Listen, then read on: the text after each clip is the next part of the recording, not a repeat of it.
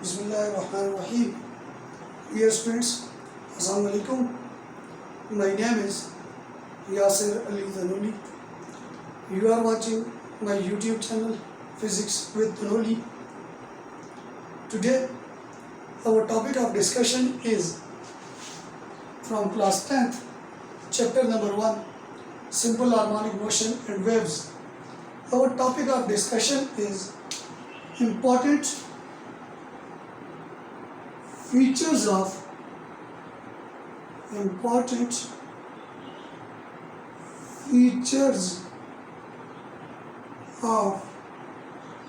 simple harmonic motion.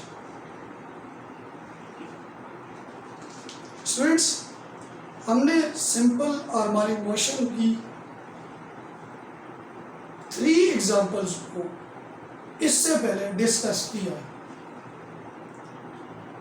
First one हमारे पास थी motion of mass attach to spring.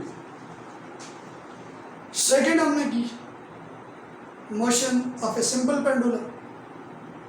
और थर्ड वन जो एग्जांपल हमने एक्सप्लेन की वो हमारे पास थी बॉल एंड बाउल सिस्टम. और तीनों को हमने प्रूव किया कि ball and bowl system, motion of mass attach to spring and motion of simple pendulum, ये जितनी भी हैं ये सिंपल हार्मोनिक मोशन है. इनकी मोशन जो है वो सिंपल हार्मोनिक मोशन है.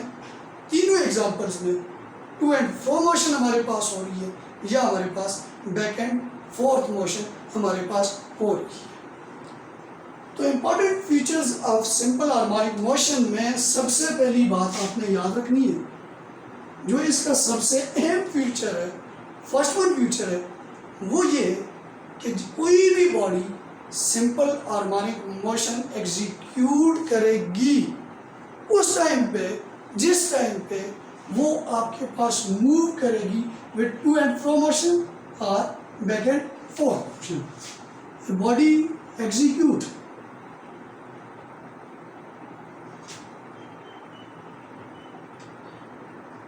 simple harmonic motion when body moves back and fourth motion or to and fro motion. अब सिंपल पेंडुलम के केस में देख लें,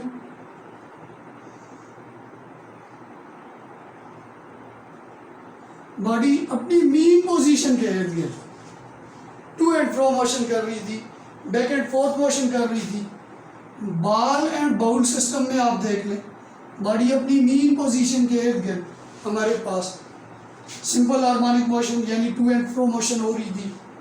इसी तरह मास अटैच टू स्प्रिंग के केस में आप देखें तो बॉडी अपनी मीन पोजीशन के इर्द गिर्द टू एंड फ्रो मोशन कर रही थी. सेकेंड वन जो हमने इसका इम्पोर्टेंट फीचर डिस्कस करना है, तो हमेशा याद रखना, जिस टाइम कोई भी body simple harmonic motion execute करेगी उसके लिए ज़रूरी है कि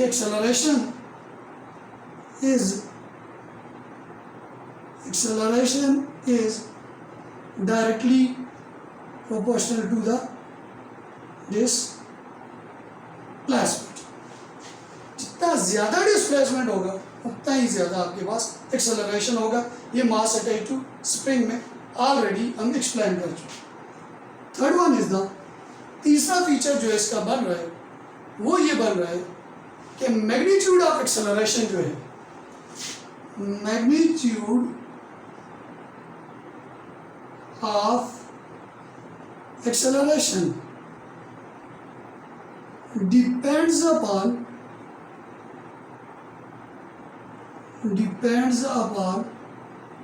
displacement.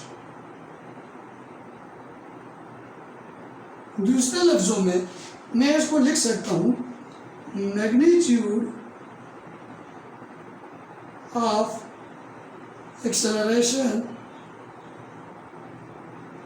Is directly proportional to the displacement.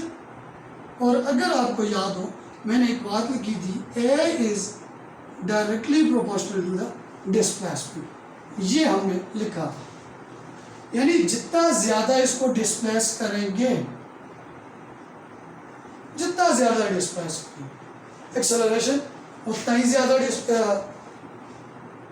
Displace magnitude of acceleration, उतने ही एक्सेलरेशन की वैल्यू ज़्यादा होगी। और जितना इसको कम डिस्प्लेस करेंगे उतनी ही कम मैग्नीट्यूड ऑफ एक्सेलरेशन, उतनी ही कम होगी। इसी तरह अगर एक्सेलरेशन की बात की जाए कि एक्सेलरेशन कौन सी जगह पे मैक्सिमम होता है और कौन सी जगह पे मिनिमम होता है, हमें पता है कि ये जो पोजीशन होती है एक्सट्रीम पोजीशन, इस पोजीशन पे एट एक्सट्रीम पोजीशन हमारे पास जो वेलोसिटी होती है या स्पीड होती है, मैं वेलोसिटी पे बात करता हूँ, at extreme position in ball and bowl system, in mass attached to spring, in case of simple pendulum, at extreme position में कैसे रिप्रेजेंट कर रहा हूँ, एक्सट्रीम पोजीशन, और मीन को ओ से रिप्रेजेंट कर रहा हूँ। At extreme position velocity is minimum, मैं यहाँ पे मेंशन कर लेता हूँ एक्सट्रीम पोजीशंस। एक्सट्रीम पोजीशंस पे, एक्सट्रीम पोजीशंस ये ए वाली आ गई या इस साइड पे, ओ की इस साइड पे, मैं बी से मेंशन कर देता हूँ। एट एक्सट्रीम पोजीशंस एक्सेलरेशन क्या होगा आपके पास, मैक्सिमम होगा।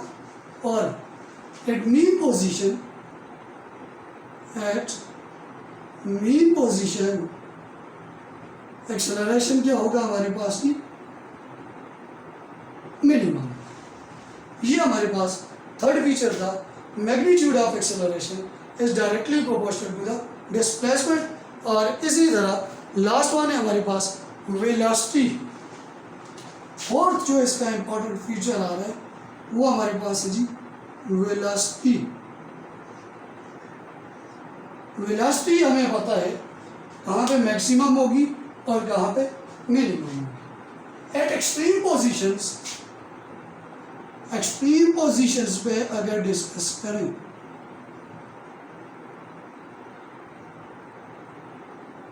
एक्सट्रीम पोजीशन पे वेलोसिटी क्या होगी हमारे पास, जीरो होगी, या हमारे पास क्या होगी, मिनिमम होगी, ए के ऊपर बी और बी के ऊपर B. At mean position velocity of the object, at mean position velocity of the object is maximum। mean position पे velocity क्या होगी, maximum होगी।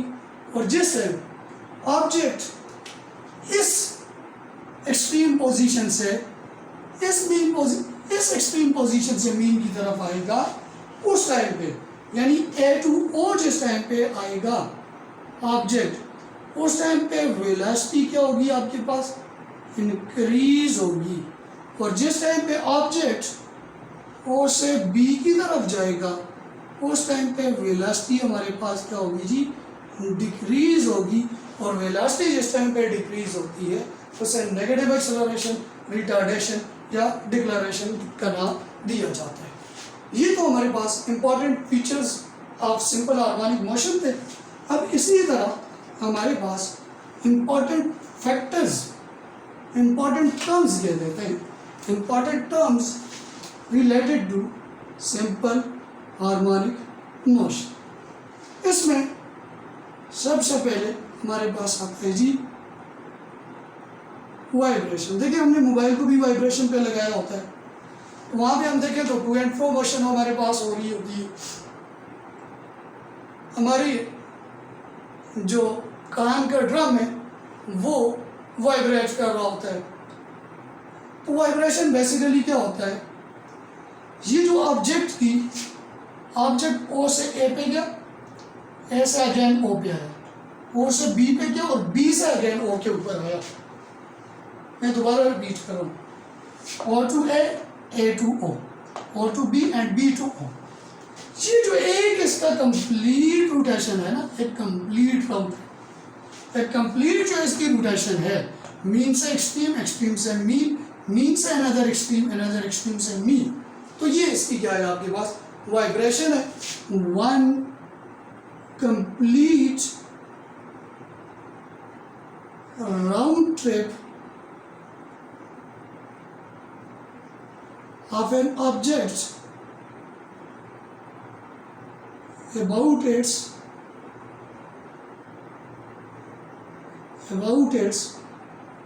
mean position is known as vibration. Second one is the time period. अब ये जो आपके पास vibration हो रही है,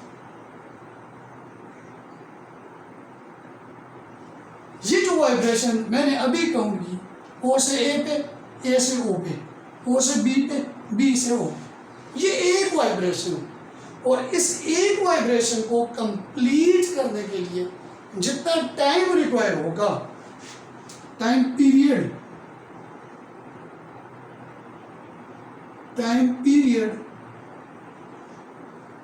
इस एक वाइब्रेशन को कंप्लीट करने के लिए, मीन से एक्सट्रीम, एक्सट्रीम से मीन, मीन से अनदर एक्सट्रीम, अनदर एक्सट्रीम से मीन, इस एक वाइब्रेशन को कंप्लीट करने के लिए जितना टाइम रिक्वायर होगा उसे टाइम पीरियड बोलेंगे।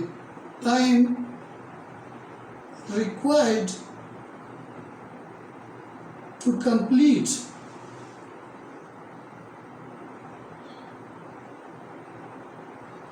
One vibration of an object is known as time period। और टाइम पीरियड की जो सिंबल है जिसको रिप्रेजेंट किया जाता है वो हमारे पास है जी कैपिटल टी। इसी तरह third one is the frequency.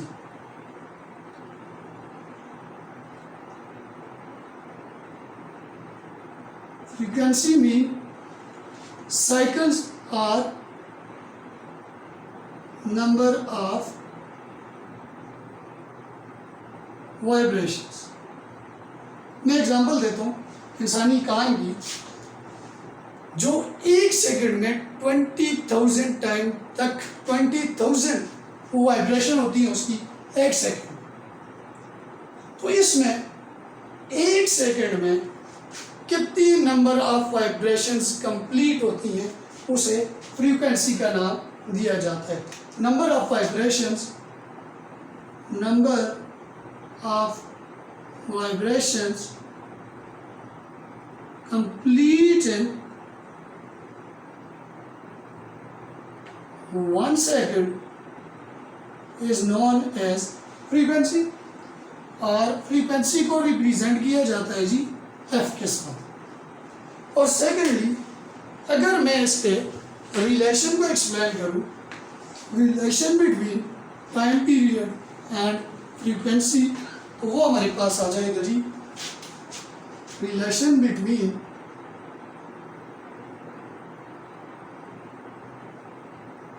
Time period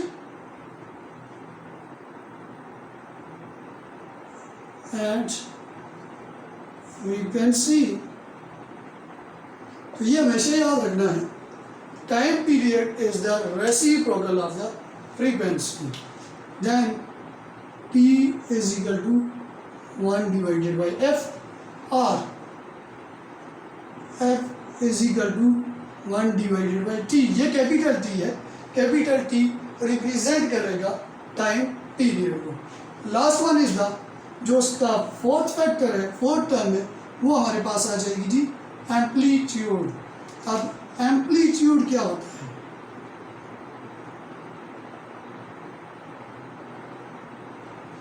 amplitude, इस बॉल को ओ से लेके गया ए पे या ओ से लेके गया बी के ऊपर, और सेकंड फीचर मैंने डिस्कस किया था, magnitude of acceleration is directly proportional to the displacement. तो एम्पलीट्यूड होगा maximum displacement of an object, maximum displacement of an body about its mean position.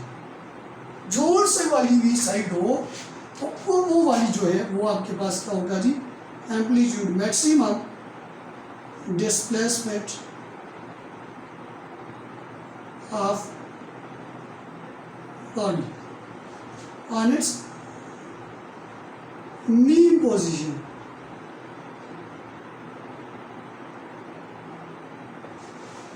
जो वाली भी पोजीशन हो, जो वाली भी एक्सट्रीम पोजीशन पे लेके जाए, राइट साइड पे लेके जाए या लेफ्ट साइड पे लेके जाए, maximum displacement of body on either side of mean position.